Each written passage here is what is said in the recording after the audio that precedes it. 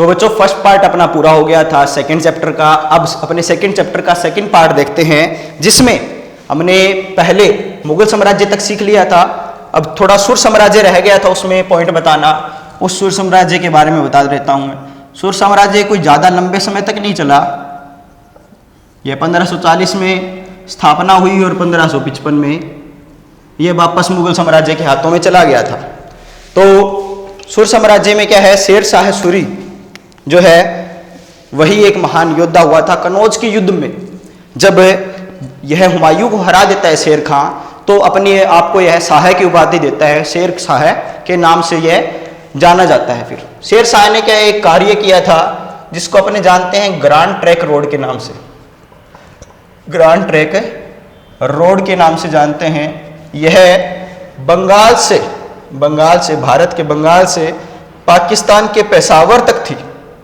पेशावर तक इसने एक लंबी रोड बनाई थी। हालांकि इसने बहुत से रोड या सड़कों का निर्माण करवाया था, लेकिन ये इसकी सबसे ज़्यादा पॉपुलर है, जिसके बारे में अपने आज भी जानते हैं। इसके अलावा इसका जो प्रशासनिक पद्धति थी, वही पद्धति क्या है अकबर के टाइम भी थी। या ऐसे कह सकते हैं कि अकबर का प्रशासन जो था, उसका ढांचा, उसका बेसिक जो था उसका, वो क्या है सुर साम्राज्य के शेर शाह सूरी ने ही उसको दिया था। शेर शाह सूरी ने, शेर शाह सूरी का एक मालदेव, राजस्थान का शासक था यह, मालदेव के शासक के साथ युद्ध होता है, जिसमें जेता और कुंपा नामक महान योद्धा उसके खिलाफ लड़ते हैं और वह हारते हारते युद्ध जीतता है शेर शाह सूरी। और उसी समय उसने एक कहा था, उसकी कही हुई एक बात फेमस है कि मैं एक मुट्ठी भर बाजरे के लिए पूरे भारत की बादशाहत को हार जाता, गवा देता।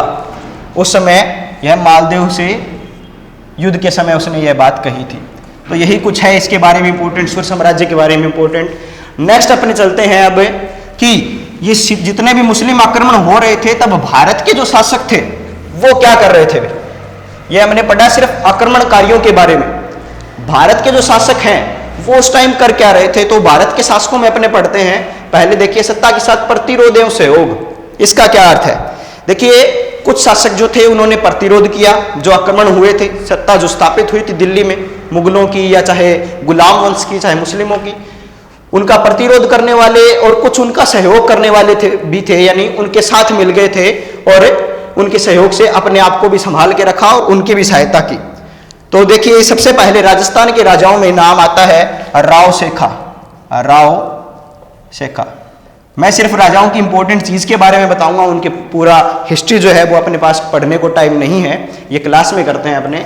यहाँ सिर्फ अपने क्या इंपॉर्टेंट चीज देख लेते हैं। राव शेखा को क्या है भूला बिसरा राजा भी कहते हैं, क्योंकि यह भटकता रहा था, ठीक है, बचने के लिए लगातार भटकता रहा।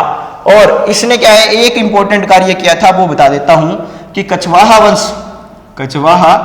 वंश का उपवर्ग इसने बनाया था। कछवाहा वंश का उपवर्ग इसने बनाया था, जो आज शेखावत नाम से क्या है प्रसिद्ध है। ये इसका इंपॉर्टेंट कार्य है। शेखावत वंश को स्थापित करने वाला कौन था, राव शेखा था। इसके बाद हमीर देव चौहान जो है वो राजस्थान के इंपॉर्टेंट शासकों में आता है। यह एक जिद्दी राजा था, अपनी हट के लिए प्रसिद्ध था। इसने अपनी शरण में आए जो लोग थे उनकी सहायता के लिए अपने साम्राज्य को, अपने परिवार के लोगों को तक गवा दिया, लेकिन अपनी हट नहीं छोड़ी, इसलिए इसको हठी राजा के रूप में प्रसिद्ध किया गया या जाना जाता है। इसके टाइम इसने एक इंपॉर्टेंट कार्य करवाया था, छतरी का निर्माण करवाया था, जिसको कहते हैं न्याय की छतरी। और यह 32 स्तंभों की थी। 32 स्तंभ इंपॉर्टेंट क्यों है, क्योंकि इसने अपने पिता की याद में इसको बनवाया था, पिता की स्मृति में बनवाया था। और पिता के 32 सालों के शासन के स्मृति में उसने 32 स्तंभों की यह छतरी बनवाई थी। ये इतने इंपॉर्टेंट है, कोई खास नहीं है। अपने राजस्थान के राजाओं में सबसे ज्यादा इंपॉर्टेंट, सबसे ज्यादा पॉपुलर और सबसे ज्यादा वीर जो भारत का योद्धा है वो है महाराणा प्रताप।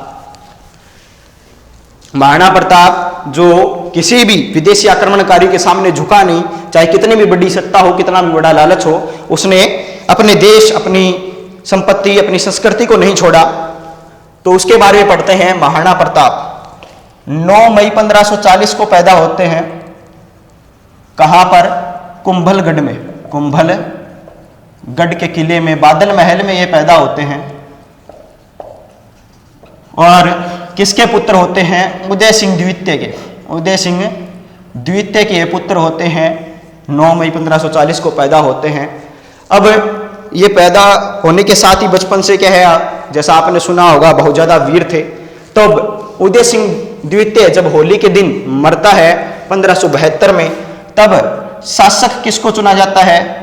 इसके छोटे भाई को चुना जाता है। महाराणा प्रताप के छोटे भाई को उत्तराधिकारी चुन के गया था उदय सिंह सेकंड द्वितीय। लेकिन जो जितने भी सामंत थे उन सभी ने गोगुंदा में क्या है 1572 में महाराणा की उपाधि किसको दी? प्रताप को। और यह क्या बन गया? मेवाड़ का महाराणा बन गया।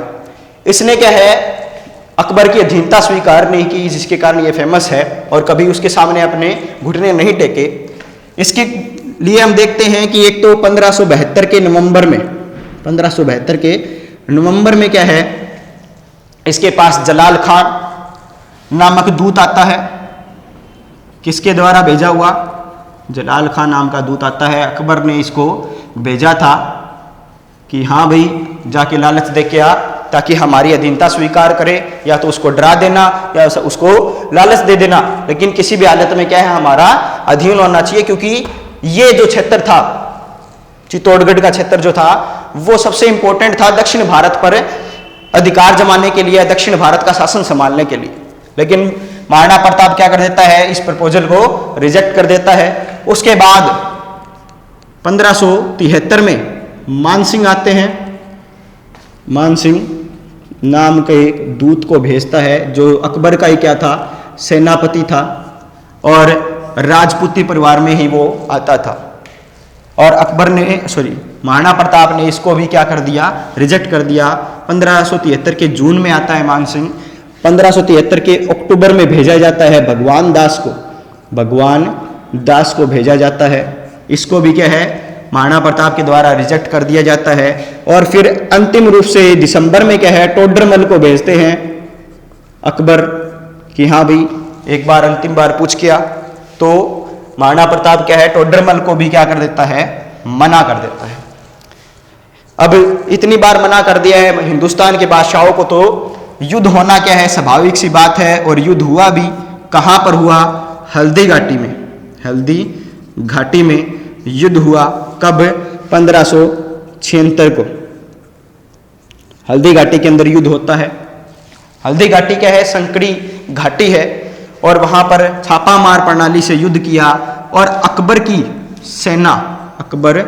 की सेना, जिसका सेनापति कौन था, मानसिंह था, उसकी सेना को क्या है भागना पड़ा अपने प्राण बचाकर वहां से, क्योंकि इतनी जोरदार आक्रमण किया महाराणा प्रताप की सेना ने कि अकबर की सेना जो मानसिंह के सेनापति के अधीन में आई थी उसको भागकर अपनी जान बचानी पड़ी। लेकिन दोबारा से युद्ध होता है। एक खास बात बता देता हूं कि अकबर का सेनापति जो था वो मानसिंह स्वयं हिंदू था, और जो महाराणा प्रताप का सेनापति था वो एक मुस्लिम था। तो यहाँ पर एक अपने को क्या है एक प्रकार से पैराडॉक्स दिखाई देता है कि हाँ भाई धर्म के हिसाब से नहीं चला जा रहा है, आदमी अपने असूलों के हिसाब से चल रहे हैं। तो हाकिम का सुर जो है वो होता है, हाकिम का सुर जो है वो महाराणा प्रताप का सेनापति था और मानसिंह अकबर का सेनापति था। नेक्स्ट क्या है, युद्ध होते हैं और किसी भी प्रकार से इन सारे युद्धों का क्या है रिजल्ट जो आता है वो प्रमाणित नहीं होता है या सार्थक नहीं आता है, कोई मीनिंगफुल रिजल्ट नहीं आता है। क्योंकि अकबर ये चाहता था कि या तो अकबर के दरबार में आकर महाराणा प्रताप है अपने आप को उसको झुक के सलाम करे, उसकी गुलामी स्वीकार कर ले, या फिर क्या है महाराणा प्रताप को मार दिया जाए। ये दोनों ही कार्य नहीं हुए, तो इस हिसाब से तो अकबर हार गया था। लेकिन प्रमाणित विजय महाराणा प्रताप की भी नहीं हुई, ठीक है। लेकिन सांकेतिक विजय के रूप में इतिहासकार क्या कहते हैं, सांकेतिक विजय के रूप में महाराणा प्रताप को ही क्या है विजयी ठहराते हैं। ये क्या है हल्दी घाटी का युद्ध था। हल्दी घाटी के युद्ध के बारे में एक इंपॉर्टेंट चीज है जो मैं आपको बता देता हूं कि हल्दी घाटी के जो है उसको राजस्थान के एक इतिहासकार है जेम्स टोड, राजस्थान के एक इतिहासकार हैं जिनका नाम है जेम्स टोड। जेम्स टोड ने हल्दी घाटी को क्या बताया है? थर्मोपोली बताया है भारत का, थर्मोपोली। अब शायद आपको बताया हुआ नहीं होगा क्लास में, तो मैं आपको बता देता हूं कि थर्मोपोली क्या होता है। अब आप सीधा याद कर रहे हो तो याद नहीं रहता कि हल्दी घाटी थर्मोपोली है। थर्मोपोली ग्रीस, यूनान के समय एक नगर था ग्रीस, उसकी एक क्षेत्र था जहां पर युद्ध हुआ था। ग्रीस का एक स्थान था जहां पर युद्ध हुआ था। शाब्दिक अर्थ देखें थर्मोपोली का तो इसका शाब्दिक अर्थ निकलता है संकड़ी घाटी, संकड़ी घाटी, या जहां से क्या है सिर्फ एक बार में एक व्यक्ति गुजर सके, इस प्रकार की जो घाटी है। वैसी घाटी क्या है भारत में? हल्दी घाटी है। इस थर्मोपोली जैसी घाटी क्या है? भारत की घाटी है। ये फारस के और यूनान के शासकों के बीच में युद्ध हुआ था, थर्मोपोली। इसलिए जेम्स टोड ने क्या है हल्दी घाटी को क्या बताया है? थर्मोपोली बताया है भारत का। एक स्थान को मैराथन भी बताया है। एक स्थान को क्या बताया गया है? मैराथन बताया गया है राजस्थान का या भारत का। उसका नाम है दिवेर। उसका नाम क्या है? दिवेर। इसको क्या बताया गया? मैराथन। अब ये भी क्या है? ग्रीस का ही स्थान है और यहां पर भी क्या है? युद्ध हुआ था। ठीक है, तो दिवेर और हल्दी घाटी, इन दोनों का क्या है? ग्रीस के दो स्थानों की संज्ञा दी गई है जेम्स टोड के द्वारा। जेम्स टोड के द्वारा, जो राजस्थान के इतिहासकार थे। हल्दी घाटी को थर्मोपोली और दिवेर को मैराथन। उम्मीद करता हूँ ये आपको समझ में आया हुआ हल्दी घाटी का पूरा विवरण, क्योंकि इससे बड़ा प्रश्न भी आ सकता है, छोटा प्रश्न भी आ सकता है। ठीक है, इसलिए इसको पूरा डिटेल में समझाया है मैंने। उसके बाद जो इंपॉर्टेंट शासक आते हैं उनमें बीकानेर के राय सिंह, इन्होंने क्या किया भाई? इन्होंने बीकानेर का किला बसाया, बीकानेर का किला बनाया, जूनागढ़ का, जिसको अपने जानते हैं जूनागढ़। और उसके सामने एक राय सिंह प्रशस्ति बनवाई। ये इसका इंपॉर्टेंट है। इसके अलावा जो नेक्स्ट अपने राजा आता है जय सिंह द्वितीय या स्वाई जय सिंह, उसने क्या किया? जयपुर को बनवाया था, जिसका पुराना नाम जयनगर था, जयनगर। और इसके अलावा इसने कई वेधशालाएं बनवाई थी, जो क्या है ज्योतिष या जो नक्षत्र हैं उनके बारे में बता सकें। सबसे बड़ी जंतर मंतर है जयपुर के अंदर, सबसे बड़ी जयपुर के अंदर जंतर मंतर। इसके अलावा 4 और थी, मथुरा में, दिल्ली में, बनारस में और उज्जैन में। ये जयसिंह के लिए इंपॉर्टेंट चीज़ें हैं जयसिंह वाले टॉपिक में। इसके बाद आता है अपने अमर सिंह शाहजहाँ के समय था और इसने शाहजहाँ के दरबार में हमला किया, यानी निडर राजा था। इसने एक राजा के पूरे बादशाह के दरबार में हमला करने वाला व्यक्ति था। और इसको जब मारा गया तो इसके साथियों ने क्या है हमला किया, कहाँ पर? लाल किले पर हमला किया। कहाँ से घुसकर? बुखारा द्वार से घुसकर हमला किया इसके अमर सिंह के साथियों ने इसके मृत्यु के बाद। तो उस बुखारा द्वार को शाहजहाँ के द्वारा बंद करवा दिया गया और बाद में अंग्रेज अधिकारियों ने खोला, किसी ने खोला ही नहीं, और इसका नाम क्या रख दिया गया? अमर सिंह फाटक। ठीक है, ये इसके लिए इंपॉर्टेंट है, बुखारा द्वार या अमर सिंह का फाटक क्या है। अब अपने राजस्थान के जो जितने भी शासक हैं वो पूरे होते हैं और अब चलते हैं अपने विजयनगर साम्राज्य के बारे में। बहमनी साम्राज्य आपके लिए इंपॉर्टेंट नहीं है, इसलिए मैं सिर्फ विजयनगर साम्राज्य करवा रहा हूँ। ठीक है, विजयनगर साम्राज्य जो है उसकी नींव जो है वो रखी थी हरिहर और उसका एक भाई था बुक्का। इन दोनों ने क्या इसकी नींव रखी थी? तो कहाँ पर? तुंगभद्रा नदी के पास इन्होंने विजयनगर नाम का एक साम्राज्य बसाया था। विजयनगर नाम का साम्राज्य इन्होंने बसाया था। और उससे पहले क्या है, ये मोहम्मद बिन तुगलक के आक्रमणों को सहते रहे, लेकिन बाद में यह एक समृद्ध साम्राज्य के रूप में उभरा और कहाँ पर? हम्पी, हम्पी में के खंडरों में इसकी राजधानी, खंडहरों में इसकी राजधानी होने के क्या है? प्रमाण मिलते हैं। हम्पी के खंडहरों में इसकी राजधानी होने के प्रमाण मिलते हैं। अब देखते हैं नेक्स्ट, विजयनगर साम्राज्य के बाद सिख समाज बचता है। सिख समाज के पहले गुरु थे गुरु नानक। जैसा आप जानते हैं गुरु नानक 15 अप्रैल 1469, गांधी जी से ठीक 400 साल पहले 1569 में क्या है पैदा हुए थे गुरु नानक, जिन्होंने क्या सिख समाज के पहले गुरु के रूप में जाना जाता है। और उस समय की जाति या धर्म के प्रति जो हिंसा भड़क रही थी उसका विरोध करते हुए इन्होंने जातिवाद का विरोध किया था और कहा कि सभी का धर्म और जाति क्या है? एक ही है। गुरु नानक के बाद इनके शिष्य आगे के गुरु बनते हैं जिनका नाम था अंगद। इन्होंने गुरुमुखी लिपि का आविष्कार किया, गुरुमुखी लिपि का आविष्कार किया और गुरु ग्रंथ साहिब या गुरु की बाणी इन्होंने लिखी थी गुरु अंगद ने।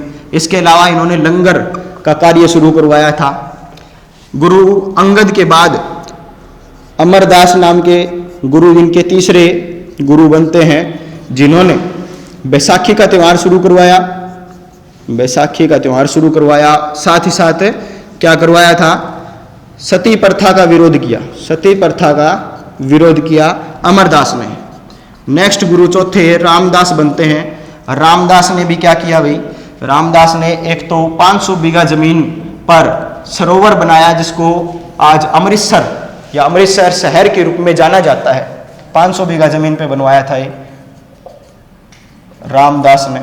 इसके अलावा मसंद नाम का कार्य शुरू किया जिसमें अंतर्गत क्या होता है? गरीब लोगों या जरूरतमंद लोगों को दान करने का होता है सिस्टम, ठीक है ये। और इस रामदास के समय क्या है? गुरु को सतगुरु के अलावा सच्चा पातशाह के रूप में भी जाने लगा। सच्चा पातशाह वो इसी के समय हुआ था। रामदास के बाद 5वें गुरु बनते हैं गुरु अर्जुन देव। अर्जुन देव की हत्या जैसे आप जानते हैं, मैंने बताया था अभी, जहांगीर ने की थी भाई। इनकी हत्या जहांगीर द्वारा कर देने के बाद लोग, सिख समाज के लोग आक्रोशित होते हैं और इनके पुत्र हरगोविंद सिंह क्या है? 2 तलवारों के साथ क्या है? धार्मिक सत्ता को संभालते हैं, जिनमें वो बताते हैं कि दोनों अलग अलग तलवारें जो हैं वो राजनीतिक और धार्मिक दोनों का संकेत चिन्ह है। इसके अलावा हरगोविंद ने शुरू करवाया था अकाल तख्त। हरगोविंद के समय शुरू हुआ था, 1 मिनट का, हरगोविंद के समय अकाल तख्त शुरू हुआ। इसके बाद जो 6, 7वें और 8वें गुरु हैं वो इतने इंपॉर्टेंट नहीं है, लेकिन जो 9वें गुरु हैं तेग बहादुर को औरंगजेब ने उसका सर काट दिया था भाई। औरंगजेब ने कौन से सिख गुरु को मारा था? 9वें सिख गुरु को मारा था औरंगजेब ने और उसका सिर काट दिया था। उसके बाद 9वें के बाद 10वें और अंतिम गुरु बनते हैं गुरु गोविंद सिंह, जिन्होंने अंतिम गुरु होते हैं गुरु गोविंद सिंह। इन्होंने क्या है? खालसा पंथ की स्थापना की, खालसा पंथ की स्थापना की और 5 ककार जो होते हैं सिखों के, यानी केस, कड़ा, कृपाण, कच्छ, ठीक है, कंगा, ये 5 ककार गुरु गोविंद सिंह ने शुरू किए थे। सिख समाज में एक इंपॉर्टेंट जो रह जाता है आपके 4 नंबर का क्वेश्चन जिससे बन सकता है वो है बंदा बैरागी। इन 10 गुरुओं के अलावा जो इंपॉर्टेंट रहता है सिख समाज में उसका नाम है बंदा बैरागी। अब देखिए बंदा बैरागी कौन था? माधोदास नाम है उसका, सही नाम क्या था? माधोदास, जिसको बंदा बैरागी के नाम से जाना जाता है। बंदा बैरागी क्यों कहते हैं भाई? जब गुरु गोविंद सिंह अपने अंतिम समय में क्या है दक्षिण भारत की यात्रा पर निकले थे या वहाँ के भ्रमण पर गए थे, तो उन्होंने माधोदास ने स्वयं को गुरु का बंदा कहकर पुकारा था। और यह क्या है? राजपूत घराने के होते हुए भी गोदावरी नदी पर आश्रम बनाकर रहते थे, इसलिए इनको बंदा बैरागी कहते हैं। इन्होंने भी क्या है मुस्लिमों से लोहा लिया, मुस्लिमों के खिलाफ मतलब जो आक्रमण होते थे सिखों पर, उनका पुरजोर विरोध किया और पंजाब को क्या है मुस्लिम आक्रमणों से बचाया। इसीलिए भी क्या है बंदा बैरागी इंपॉर्टेंट है, क्योंकि यह बहुत ज़्यादा वीर और अच्छे प्रकार के पुरुष थे। तो धन्यवाद। मैं सोचता हूँ कि मैंने आपको पूरा समझा दिया होगा। अगर फिर भी कुछ कमी रह जाती है तो आप कमेंट बॉक्स यूज कर सकते हैं। धन्यवाद।